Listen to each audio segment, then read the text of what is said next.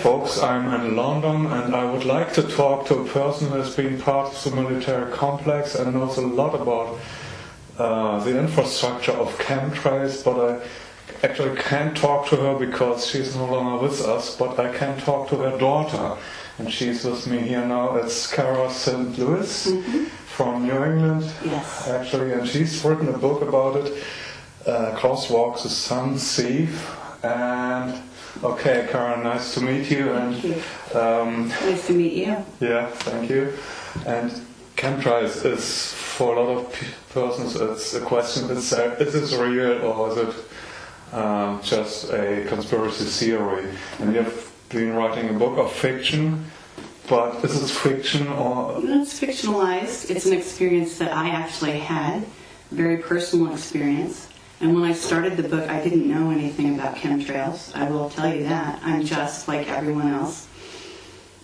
The story began, my discovery of the phenomenon of chemtrails began with really sort of a violent event. My mother was killed. My mother worked for the Department of the Navy. She was a civilian working for the military for many, many, many years here in London. As a matter of fact, I think this was probably where she got the closest to working with the scientists who had the most to do with atmospheric physics. And it started for me on July 11th, 2010, which was a beautiful Sunday morning in Maine. Very sunny and lovely. She was doing what she ordinarily would do on a Sunday, which was walking to church. And as she crossed this main street, that morning in a very small town with very little traffic and a very small population, she was run down and killed she died several hours later in the hospital. You know, it was a very jarring event. Certainly a tragedy in anybody's book. She was only 74. And she was actually almost to the other side of the street when she was killed.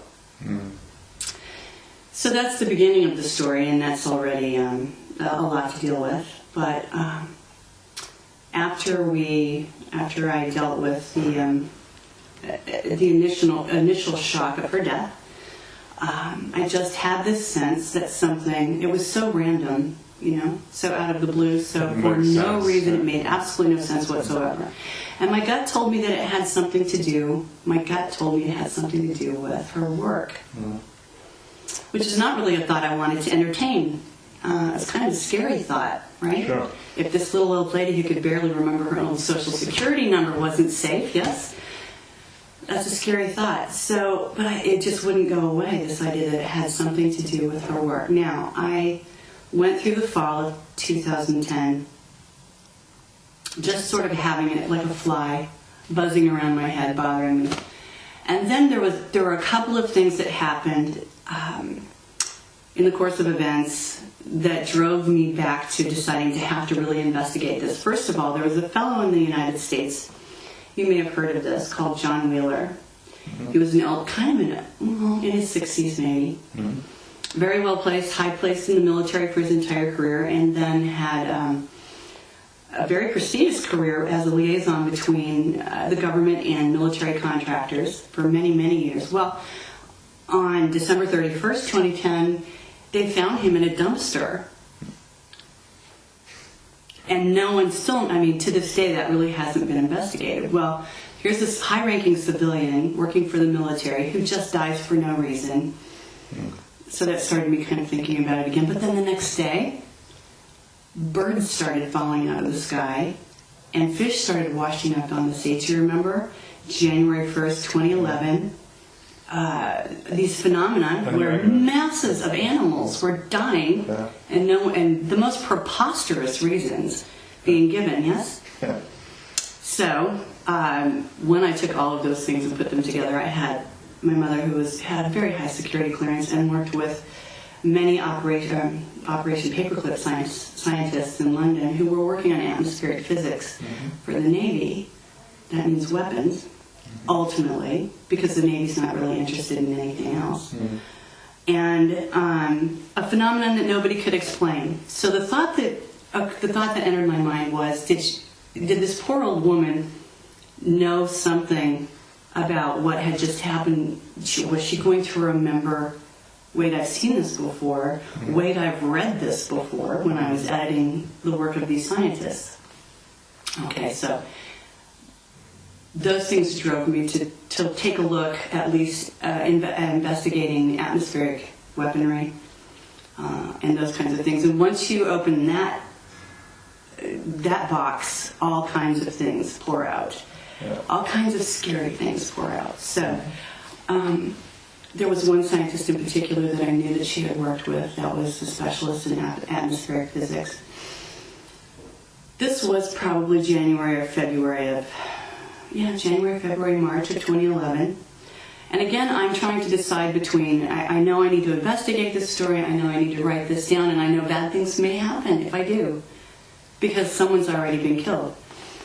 At the very beginning of my investigations, someone had tried to run me off the road into oncoming traffic. I was driving my mother's car just a couple of weeks after she died. I hadn't even changed the license plates. Yeah. Right. Someone tried to push me into oncoming traffic. Yeah. So, on the one hand, I have this, what you might call a very logical investigation into phenomena that are linked to my mother to try to understand what happened and why she died. And on the other hand, you have events starting to happen to me that accumulate. It's an interesting coincidence, in my opinion, that my mother was run over in the road and less than 2 weeks later someone tried to push me into oncoming traffic in places where these things just don't happen. Mm-hmm. Right? But if you're a thinking person, you have to be skeptical the whole way through, and you have to make the world prove these kinds of things to you. The other thing that was attached to this investigation, or to my mother's death, is I couldn't get any information on her death. And to this day, it's been very difficult. Mm-hmm. Why? She was just a little old lady walking to church. Mm-hmm. I couldn't get an accident report. I couldn't get anything. I couldn't get anything out of the district attorney. My attorney had to solicit the local police department and remind them that I did have the right to know. Before, I think it was 3 or 4 months after she died, I did get an accident report in the mail, hand-addressed with no return address. Hardly official business. Almost like someone had slipped it into an envelope to me, to send it to me.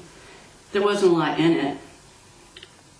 But these were the kinds of things that were happening. I couldn't get any information about her death, and I was the sole survivor, and that just doesn't make sense either.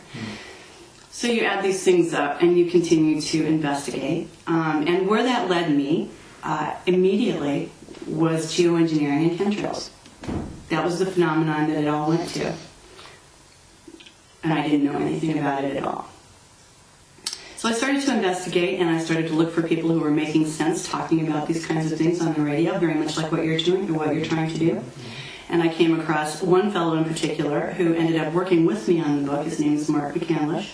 Very well, he's like an encyclopedia in this area. And so as I came across radio shows where people were trying to explain this to the general population, there was more and more information I get. And I have to tell you that every step along the way, I just got more and more frightened by what was going on. Yeah. Scared to death. Yeah. And knowing that I had this thing that had happened that I had to get out. It had to get out. That was clear for you. It was very clear for me that this is coming out. Mm-hmm. I'm going to be the vehicle. Yeah. And let the chips fall where they may. At the same time, I have teenage children. 2 of them in particular were very ill. My daughter in particular was very ill. And as I started to research the manifestations of these chemicals entering our bodies and how they're affecting how we are on the planet, I realized that my daughter was displaying very many of these symptoms, yes, of toxic metal poisoning. And in fact, I did have her blood tested, and there were high levels of arsenic, high levels of cadmium, high levels of lead. Okay, so, and almost no vitamin D in her body, which is another phenomenon that goes along with these chemical poisonings. So I realized that my life was completely saturated with this phenomenon, whether I knew it or not, and whether I liked it or not. And that there was a lot of, someone had died over it, and B, my children were suffering from it. But then again, here we are, like all human beings. What do? How how at risk do we make ourselves? Yes? And as I've said to people before, the phenomenon, the thing that happened that really drove me out into the public with this was the event at Fukushima, because it just sort of added that last card to the top of the pile. And I thought, oh well, you know, you can die. We're all going to anyway. die. Yes, okay, and we might as well get this all out there, because otherwise they're just doing whatever they want to us. Yeah. And we have to know what's going on. They're killing us anyway. They're killing us anyway, so let's just talk about it. Let's make this worthwhile. So I continued to write the book. I was very fortunate. I was able to get a lot of help in the technical areas, things that I didn't necessarily know about, certainly could not vet them for their authenticity. And I worked on the book for about 1.5 years. The thing about the book that I really wanted to have, there were a couple things that I really wanted to have happen. First of all, what I realized studying where we were at with chemtrails was that there was a certain percentage of the population that was already convinced. Mm-hmm. They were convinced by the data. Yeah. All right? It's a fairly small percentage of the population that's convinced by the data. Mm-hmm. Okay, most people, it's really too much of an intrusion on their worldview. Yeah. It's scary for them. They don't want to let go of it. Yeah. Yes. So I realized that I had a story that I could tell that represented someone like me. If I can understand it, if I can find these things out, anybody can understand it, and if I can learn to live with it, we can all learn to live with it and deal with it. Yes. Yeah. So human beings are entities that respond to story. They're entities that respond to things that you tell them that they can resonate with in their ordinary lives. And I felt like the book was something that could help them do that. And I also knew that all you need is one string to pull.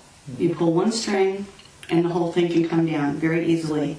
So just, you know, it can be counterproductive to hit people in the face with too much data. They just shut down and they don't want to do it anymore. Mm-hmm. The other thing that I was really mindful about when I was writing the book is I did not want to present a story that there was no end to. There was no solution to. Yeah. Because that's another thing that makes people shut down. Yeah. If it seems insoluble, what's the point? Yeah. Right? Yeah.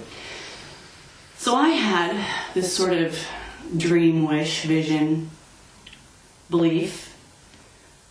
Ultimately, it's the humanity that's involved in the situation that's going to stop it. Mm-hmm. People will argue with me about this.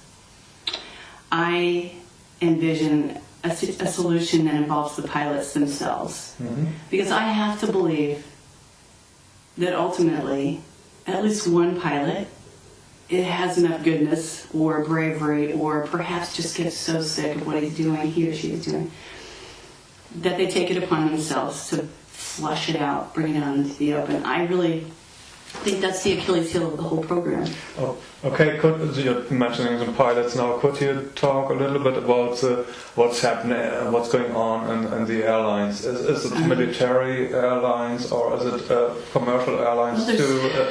And how does it work? There's a lot of data out there, and I don't know. There's a lot of data out there that suggests that there are bases that are specifically bent toward this aim. There are many in the United States. I'm not really sure about Europe, but there are many in the United States where unmarked planes are specifically being used for this sort of event. There's a lot of evidence that suggests that everything that's flying commercially is also being used for this. And my reading suggests that some airlines know about it, some airlines don't know about it.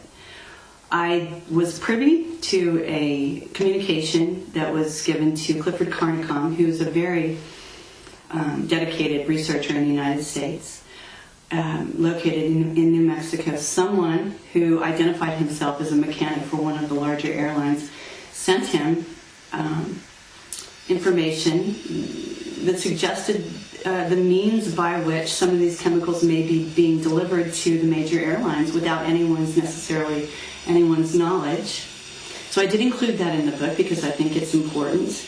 One of the things that happens is people can't conceive of how these things could possibly be happening. Well, This airline mechanic was brave enough to say, here's what I think happened because I observed it. There are extra systems on the plane in the waste disposal areas, and the trucks that are supposed to come in and unload the waste from the airplanes are actually bringing in chemicals. And nobody wants to deal with that. Nobody wants to deal with those trucks, and so they're left well alone, and how easy is that? So there are ways that these things are finding their way onto commercial airlines as well. And I do also think that there's some evidence that flight crews are becoming quite ill from the chemicals that they're encountering from flying through these things repeatedly. Yeah. So these sorts of pieces of evidence are beginning to manifest themselves. It's one way. Certainly, that's one way that it could happen.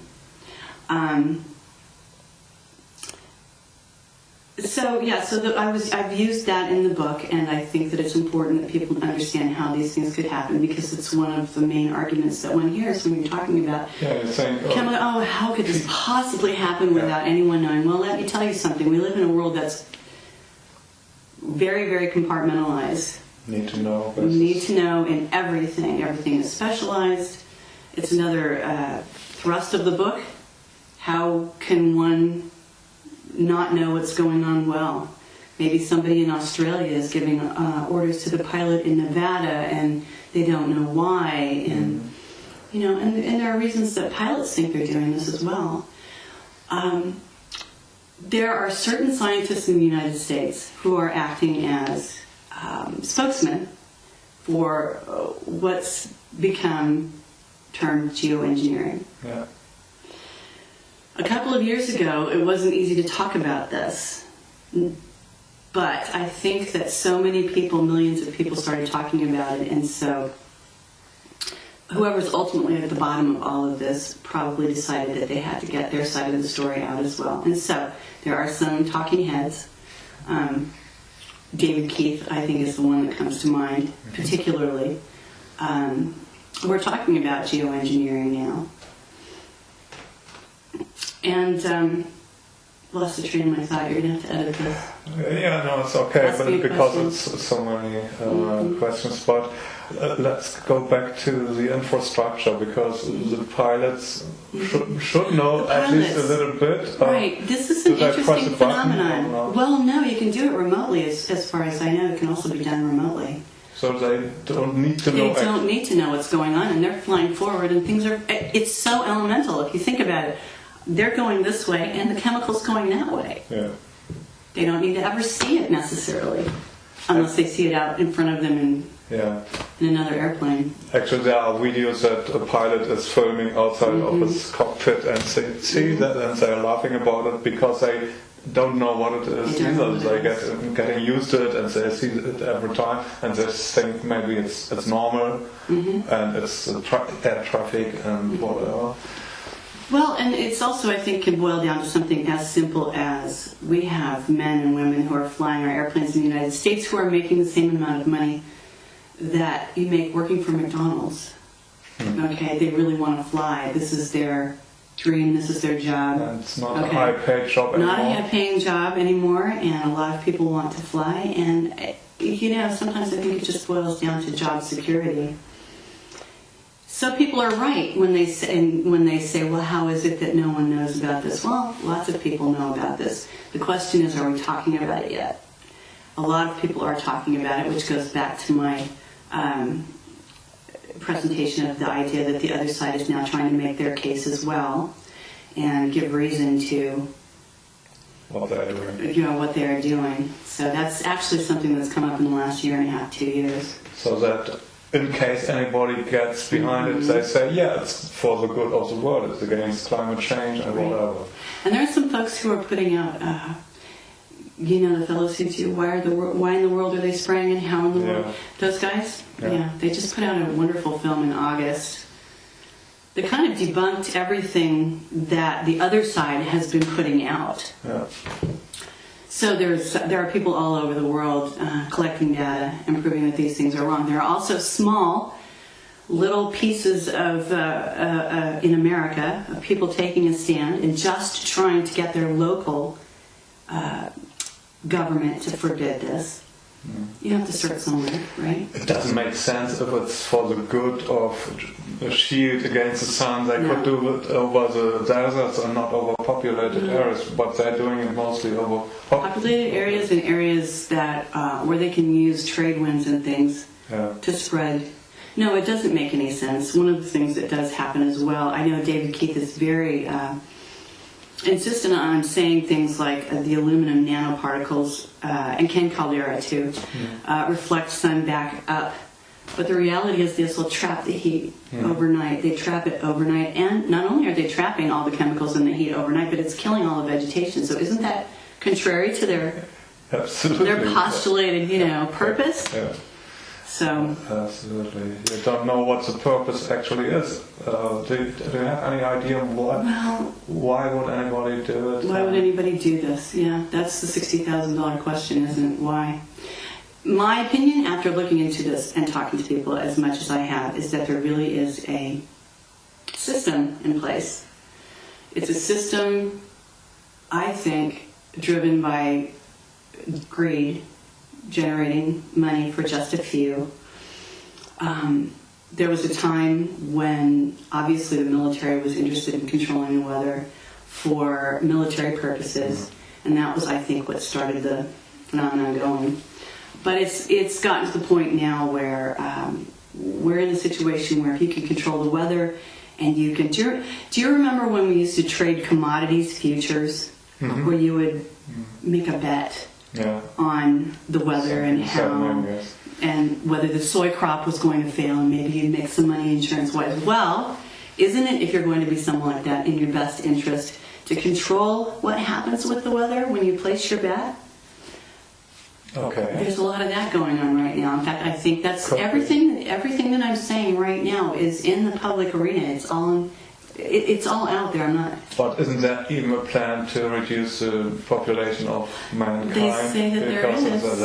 They say that there is. Stones and stuff and Illuminati. They say that there is that sort of a plan. Yes, I can't prove it, but it certainly looks that way, doesn't it? To reduce the size of the population. One of the things that's going on in the United States is physiologically a lot of diseases are skyrocketing in the last 10 years. Anything that has to do with the respiratory system, anything that has to do with your immune system, there seem to be parts of the body that are being attacked. Specific to the metals that are being dumped on us, most specifically to aluminum. Aluminum nanoparticles are being traced to things like Alzheimer's, which has just skyrocketed in the last 10 years.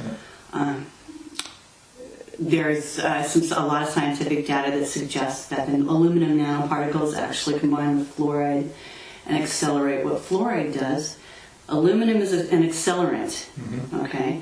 I know when I was writing the book, I found that the fires that are burning, the wilderness fires that are burning in demonic ways that no firefighter has ever seen. And in fact, things are going on like root systems well below the surface are on fire after fires have been put out. Because there's aluminum accelerant that's, I believe, reacting with oxygen or bringing oxygen into the roots. Anyway, these are things that we've never seen before.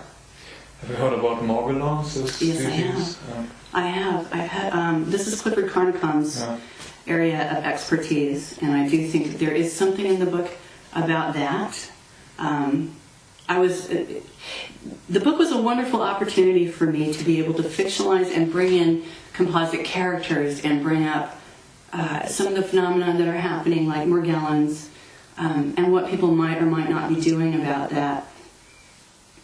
So, yes, I have heard of Morgellons. I have, like I said, I've got children who are sick, and I believe sick very specifically to what they're breathing. Again, this is a situation where how can you look your children in the eye and not start talking about this when you know that they're inhaling tons and tons and tons of these metals all the time? So they're not well. They're not well in the same ways that we were well as human beings. Yes. 20 years ago or 30 years ago. You just have to look at them and see what's going on. They're just children are falling apart physically. Yeah. And that has to come from somewhere. So when you finished your book, what happened? Yeah. Well, I have to tell you, that wasn't the end of the line. There was a situation where very conveniently a pin fell out of my steering column as I was driving. Yeah. Strange things happen at your place. These things, these phenomena, just kept happening as I was writing the book over and over and over again. Is there a smoking gun that goes back to those kinds of things? No. But isn't it interesting that these things were happening to me as I was writing this book? And in the end, yes, on March 31st, 2012, I did finish writing the book. I had my little, I don't know, these things with the USB stick. Yeah, in my computer. In the afternoon, and by midnight, my house was on fire. My house was burning down. My house burned to the ground the day I finished writing the book. Again, a very interesting coincidence. The only thing I went back into the house for during the fire was the book. If that fire was not a coincidence, that's probably not what they wanted me to do, but that's what I did. And sure enough, the book is out there now, and we're talking about it. So here you have a period of a year and a half. You have a period of a year and a half that began with this ridiculous death that made no sense whatsoever. Absolutely. Right? A journey of learning about chemtrails and what's being done to us and all of the ways that's infected humanity. It's killing, I mean,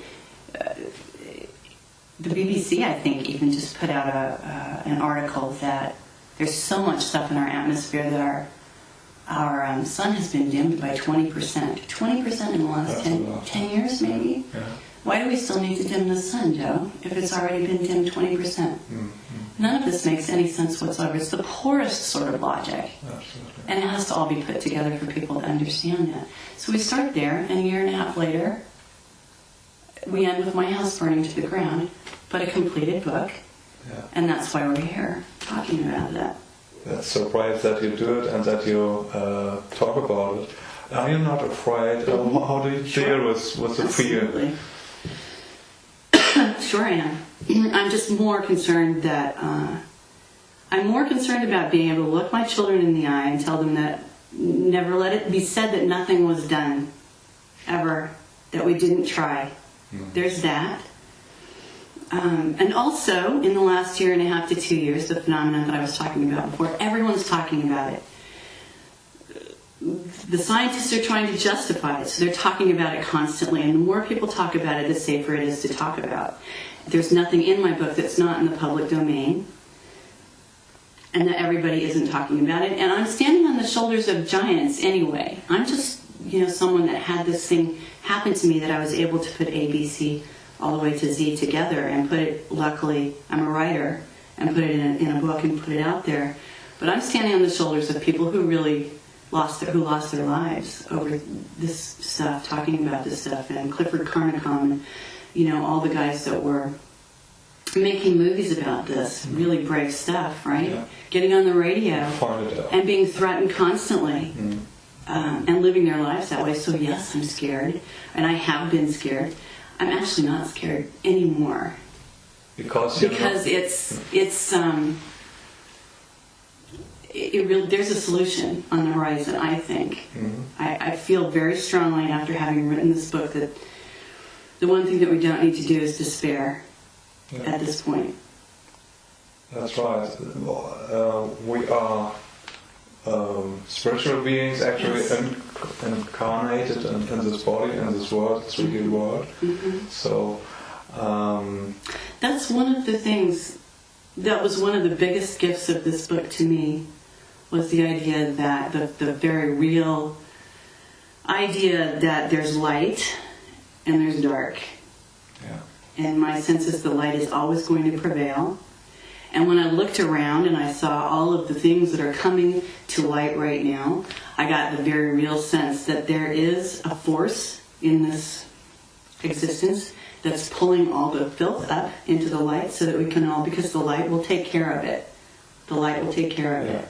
So no, I have more hope now after having written the book than I ever had before. Because what it is evidence that we're taking care of it. It's evidence that we're capable as who we are and as entities on this planet, and that we're dealing with it. Okay, so everything is coming up anyway. You can see it everywhere here, and we're in London. Sure a lot of things are coming Yes, you sure can. out here. It's hard to look at, but it's better that it's out. Yeah, and the dark forces work with fear, and if you give in to fear and you say, okay, I don't do anything, then they succeed. But if you overcome fear and see what that light is there and is stronger than darkness, then we can... It reveals everything as sort of smoke and mirrors, doesn't it? That's the name of their game, smoke and mirrors. And I say a handful of fear, really, is all it is. It's just a handful of fear. Blow it away. I'm very grateful that you wrote the book and that you talk about it, and I think more people who see this should talk about what they experience. And you say the pilots, and there's maintenance crews working somewhere on an airport, and they should come out and talk about it. They might lose a job, but we all might lose our lives or our health if we don't stop this and bring it out. And you're optimistic this is happening? Very. There's a Swedish politician, I wish I could tell you her name, that was very brave to come out and talk about it. There are politicians all over the United States that are allowing themselves to be interviewed in these films. Yes, maintenance workers, pilots, just regular people. I'm just fortunate that I have a story that has a beginning, middle, and end that you can follow along with. Yeah. Okay, I hope we could tell this book in German. We are looking for a publisher, but... Translators are welcome, translators are needed. Okay. So long you have it in English, and we will translate this interview in German too, but of course it's for the whole world, so... And one thing I would add, if you are someone like yourself, or I guess now me, who has a lot of data on this subject, then talking about chemtrails is sort of like preaching to the choir. You know that saying? Yeah. So if you have people in your life who need to hear this, need this story, this is the kind of thing that they need to get a hold of. Rather than, a story that they can resonate with, something they can read with a beginning, middle, and end. Might also make a good movie, right? Yeah. Maybe that's our next project. I don't know. Movies is all need money, but that's a good story. That's not a story. It's important. It's vital. It's okay. It's alright. Story, I think, is a good word. Yeah, but small and stories is it actually would make a good movie. You're right. Yeah. I'd like to see someone take that on. Wouldn't that be brave? It would, wouldn't it? So let's see what we can do, and I hope we can wake up more people with this interview and that it spreads around the internet. And thank you for what you're doing, and good luck to you, and we meet each other again someday. Good. Thank you, Kara. Good, thank you. Okay.